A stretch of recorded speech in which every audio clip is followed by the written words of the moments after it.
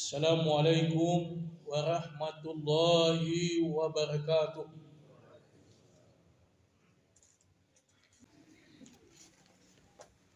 Alhamdulillah, alhamdulillahi nahmaduhu wa nasta'inuh wa min syururi anfusina wa min sayyiati a'malina. May yahdihillahu fala mudilla lahu wa may yudlil fala hadiya lahu.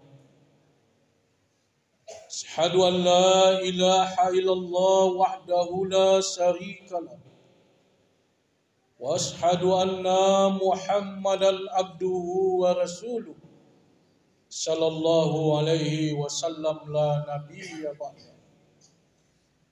Allahumma shalli ala Muhammad wa ala ali Muhammad.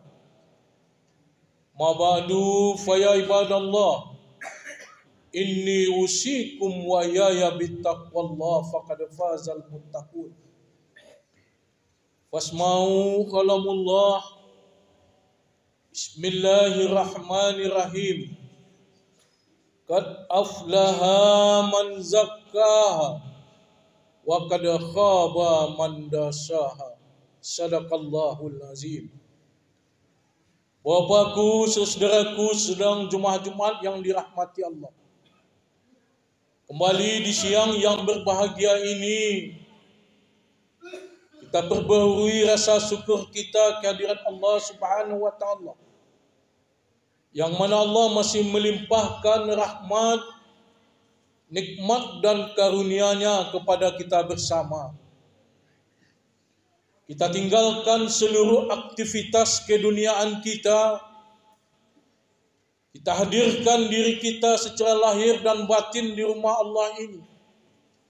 Kita berdoa kepada Allah, mudah-mudahan Jumat kali ini menjadi Jumat yang terbaik dalam hidup kita. Amin, amin ya rabbal alamin. Salawat dan salam tidak lupa pula kita anugerahkan kepada junjungan kita, yakni yang lebih besar kita Muhammad sallallahu alaihi wasallam. Allahumma shalli ala Muhammad wa ala ali Muhammad.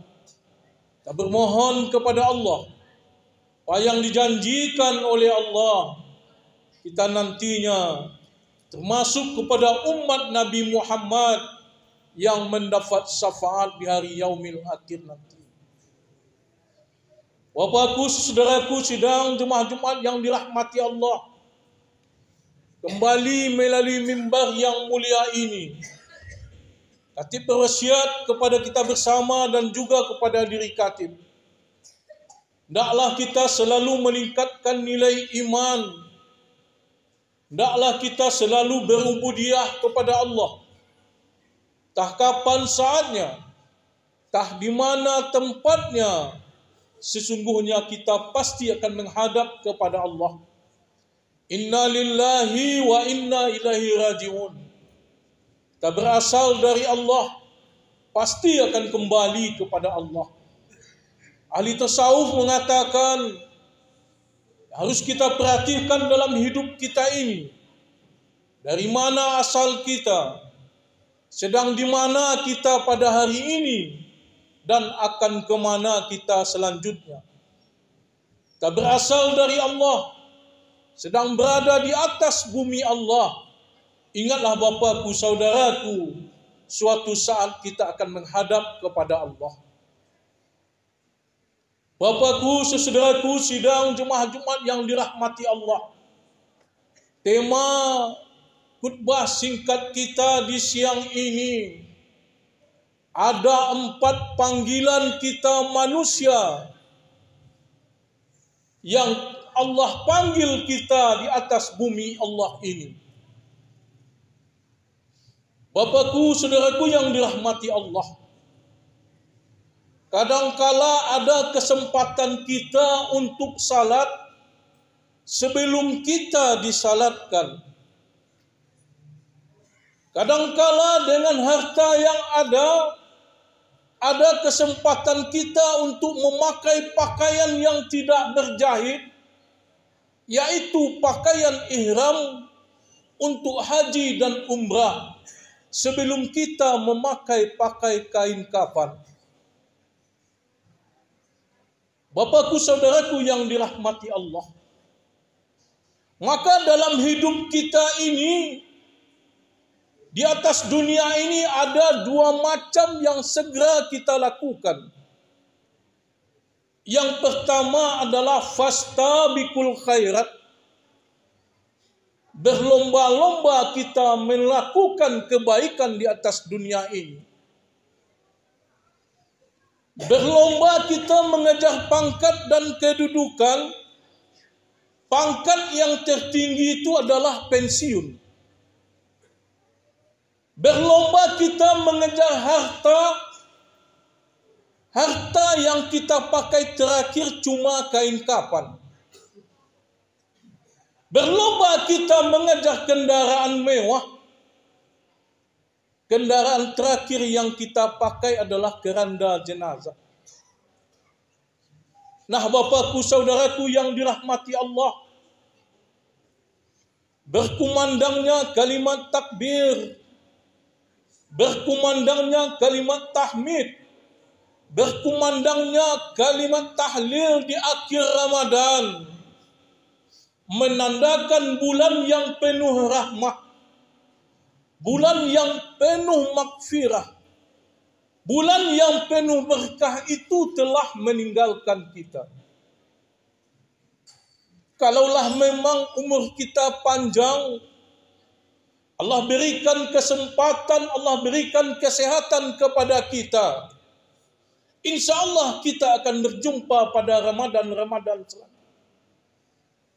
Namun ingatlah bapakku, saudaraku, tidak ada satupun kita yang bisa menjamin, tidak ada satupun kita yang bisa memastikan akan berjumpa pada Ramadan selanjutnya.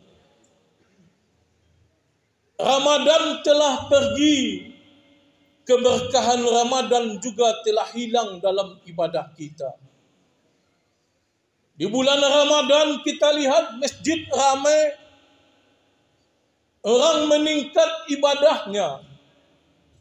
Ramadan pergi, orang telah pula meninggalkan masjid. Keberkahan Ramadan telah berlalu, ibadah kita juga semakin berlalu. Ada tipe manusia setelah Ramadan. Yang pertama, semakin meningkat ibadah kita setelah Ramadan. Itu tipe manusia yang pertama. Berhasil tidaknya kita puasa Ramadan akan tergambar untuk 11 bulan berikutnya. Berhasil tidaknya kita tarawih ibadah kepada Allah akan tergambar setelah Ramadan ini. Nah, semakin meningkat ibadah kita, maka itu akan berhasil Ramadan kita. Maka bapakku, saudaraku, bedanya Lebaran dan Idul Fitri itulah. Orang puasa tidak puasa semuanya boleh Lebaran. Salat tidak salat, ke masjid tidak ke masjid, tarawih boleh Lebaran. Namun tidak semuanya kita boleh beridul fitri. Idul Fitri itu adalah kita mengetahui hakikat kita manusia. Maka ada sebuah ungkapan, Kul Rabbaniyun. Kita adalah hamba Allah, bukan hamba Ramadaniyun. Kita bukan hamba Ramadan. Itu tipe manusia yang pertama. Tipe manusia yang kedua, di luar Ramadan, sebelum Ramadan dia banyak maksiat kepada Allah. Sebelum Ramadan dia jauh dari Allah. Setelah Ramadan dia beribadah sebanyak-banyaknya. Lepas Ramadan dia kembali kepada habitatnya. Itulah yang dinamakan kaum Rabbaniyun. Kita mempunyai kesadaran sesaat. Cuma sadar di bulan Ramadan. Lepas bulan Ramadan, kita kembali kepada habitat kita. Maka Rasulullah katakan, kam min saimin laisa lahu minal ju' wal atas. Banyak umatku yang berpuasa, kata Rasulullah, yang dapat cuma haus dan lapar. Di hadis lain Rasulullah katakan, tidak dikatakan umatku, kata Rasulullah, kalau jatuh di lubang yang sama. Lepas Ramadan, kita kembali kepada lagu lama kita. Kita masih seperti yang dulu. Yang ketiga, Bapakku, saudaraku, sama saja bagi kita. Luar Ramadan, dalam Ramadan, setelah Ramadan, kita tidak mendekat kepada Allah. Itulah orang-orang yang mengundang hadirnya musibah di muka bumi ini. Nah, Bapakku, saudaraku yang dirahmati Allah, Ramadan telah meninggalkan kita. Sadar kita tidak sadar, yakin kita tidak yakin, ada 4 panggilan Allah yang diperintahkan kita di muka bumi ini. Panggilan yang pertama adalah panggilan kita untuk salat. Sewaktu kita lahir di muka bumi ini, anak yang lahir dari rahim ibunya, setelah dimandikan oleh bidan atau familinya, setelah dikasih kain badung, maka tugas ayah adalah untuk mengumandangkan azan atau iqamat. Sebelum kita dipanggil oleh panggilan ain, maka panggilan azanlah yang pertama kita dengarkan di muka. Ibadah salat adalah ibadah yang utama bagi kita. Ibadah salat beda dengan ibadah-ibadah lainnya. Beda dengan puasa, beda dengan haji, beda dengan zakat. Salatlah Rasulullah langsung menjemput kepada Allah. Nah, Bapakku, saudaraku, setelah Ramadan inilah kita muhasabah. Waktu Ramadan kita rajin ke masjid. Lepas Ramadan kita tidak tahu lagi jo pintu musaji. Waktu Ramadan kita taat kepada Allah. Ramadan berlalu, ketaatan kita jauh dari Allah. Nah, dalam ayatnya Allah katakan, wasta'inu bis sabri was salah. Kalau mau ada masalah bagi kita, maka salatlah. Kalau kita mau memperbaiki hidup kita, maka salatlah, kata Allah. Kalau kau memperbaiki nasib kamu, kata Allah, maka salatlah kita. Kalau kita mau memperbaiki takdir hidup kita, maka salatlah kita. Bapakku, saudaraku yang dirahmati Allah, pada hari ini kita lihat banyak kenyataan kita yang lalai dari salat kita. Pada hari ini kita lihat panggilan azan cuma pengganti jam dinding bagi kita. Terdengar azan subuh menandakan hari telah pagi. Terdengar azan zuhur menandakan hari telah siang istirahat. Terdengar azan asar menandakan hari telah sore. Terdengar azan maghrib, azan isya menandakan hari telah malam. Padahal panggilan salat ini untuk mendekatkan diri kita kepada Allah, namun banyak kita abaikan. Panggilan yang kedua adalah panggilan haji ke Mekah. Walillahi 'alan nasi hijjul bait man istata'a ilaihi sabila. Allah panggil kita yang hidup di atas dunia yang mempunyai kesanggupan. Sanggup di sini ada 4 macam. Sanggup dari segi ekonomi. Yang kedua, sanggup dari segi kesehatan. Yang ketiga, sanggup kesehatan kita menunaikan ibadah haji. Yang keempat, ada bekal untuk yang kita tanggungkan di atas bumi ini. Kalaulah empat kesanggupan ini ada pada diri kita, maka hukum haji itu jatuh kepada wajib. Kita lihat bapakku, saudaraku, ada saudara kita yang tiap tahun pergi libur ke luar negeri. Namun kalau kita katakan kepada mereka untuk menunaikan ibadah haji, jawabnya klise, belum ada panggilan Allah. Itu bukan jawaban yang tepat. Panggilan Allah itu kita yang mencarinya. Panggilan Allah itu kita yang menjemputnya. Kalaulah di dalam hati kita tidak ada niat untuk pergi ke Mekah, berapapun banyaknya harta kita, tidak akan tersentuh hati kita untuk menunaikan ibadah haji itu. Yang dituju oleh saudara kita yang sanggup ke Mekah adalah mencapai haji yang mulia, haji yang diredai oleh Allah. Apa tandanya haji yang mulia? Berubah tingkah laku seseorang, berubah watak seseorang, berubah tindak tanduk seseorang sebelum dia berangkat ke tanah suci, setelah dia kembali ke tanah air ini. Nah, bapakku, saudaraku yang dirahmati Allah, kalau kita mempunyai harta, maka mendaftarlah.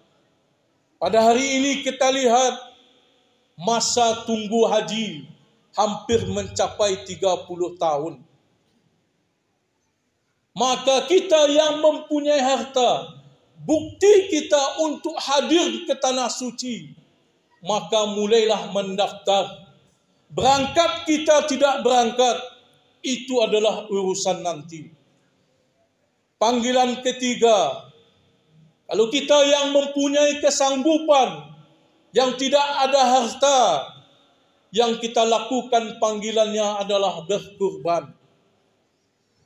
Inna a'tayna kal kausar fasalli li rabbika wanhar. Aku telah memberikanmu, aku telah memberimu nikmat yang banyak, kata Allah. Salatlah dan berkurbanlah. Kalau kita membuka sejarah kurban bapakku, saudaraku, terjadi kepada Nabi Allah Ibrahim dengan anaknya Ismail. Hampir setiap malam Ismail berdoa untuk mendapatkan anak. Rabbi habli minas salihin. Doa Ismail, doa Ibrahim dikabulkan Allah. Maka lahirlah Ismail. Pada suatu malam, Ibrahim bermimpi untuk menyembelih anak. Ya bunayya inni ara fil manan.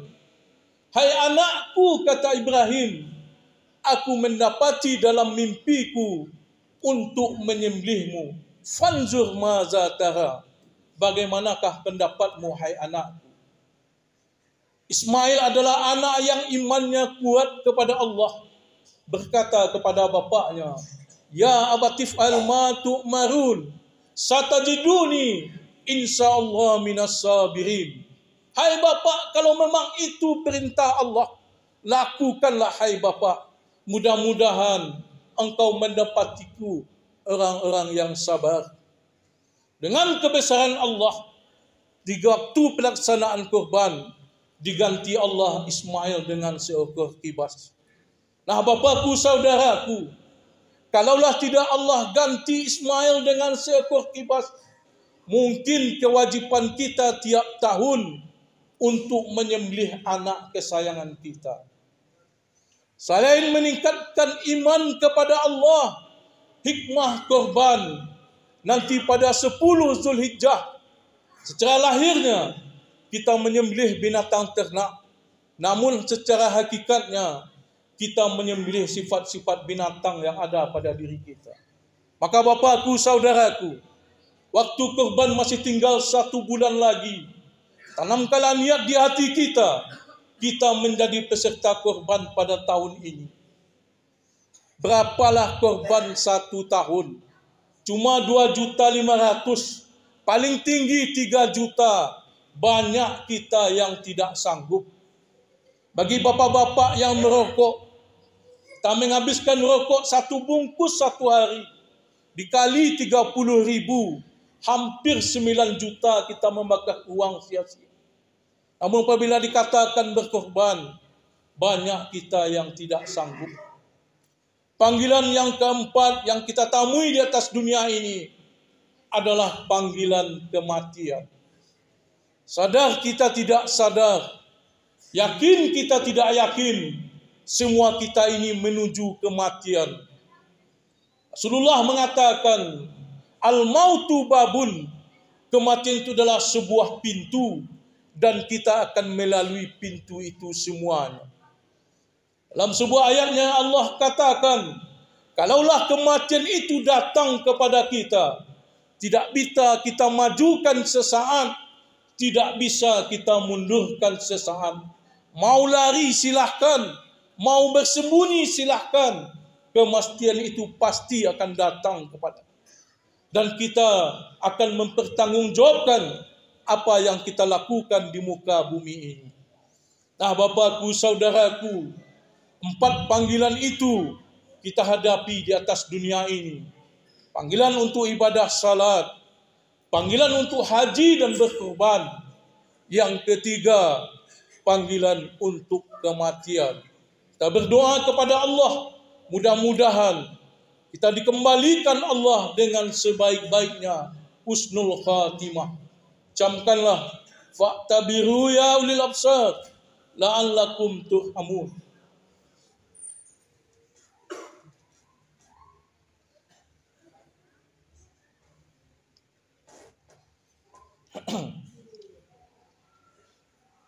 Alhamdulillah, alhamdulillah hamdan katsiran kama amar.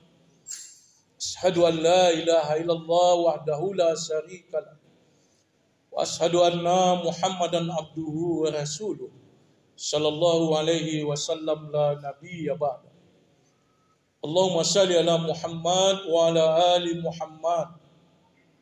Amma ba'du fa ibadallah, inni usikum wa yaya bittaqwallah faqad fazal muttaqun. Asma'u kalamullah, qul huwallahu ahad, Allahus samad, lam yalid wa lam yulad wa lam yakul lahu kufuwan ahad. Innallaha wa malaikatahu yusholluna 'alan nabi, ya ayyuhallazina amanu shallu 'alaihi wa sallimu taslima. Allahumma shalli ala Muhammad wa ala ali Muhammad kama shallaita ala Ibrahim wa ala ali Ibrahim. Barik ala Muhammad wa ala ali Muhammad kama barakta ala Ibrahim wa ala Ibrahim fil alamin innaka Hamidum Majid. Allahumma fil muslimin wal muslimat wal mu'minin wal mu'minat al ahya wal amwat. Allahumma rabbana salatana wa ruku'ana wa sujudana wa siyamana wa du'ana ya Allah ya arhamar rahimin. Allahumma ighfir lana wa liwalidayna warhamhuma kama rabbayana shaghira. Bana zalamna anfusana wa illam taghfir lana wa tarhamna lanakunanna minal khasirin. Bana atina fid dunya hasanah wa fil akhirati hasanah wa qina azabannar wa qina azabal kubur wa qina azabal mahsyar wa qina azabad dunya. Ibadallah, innallaha ya'muru bil adli wa ihsan wa ta'zil qurba wa yanha 'anil fahsya'i wa munkari wal baghi. Ya'izukum la'allakum tadhakkarun. Wa la zikrullah akbar.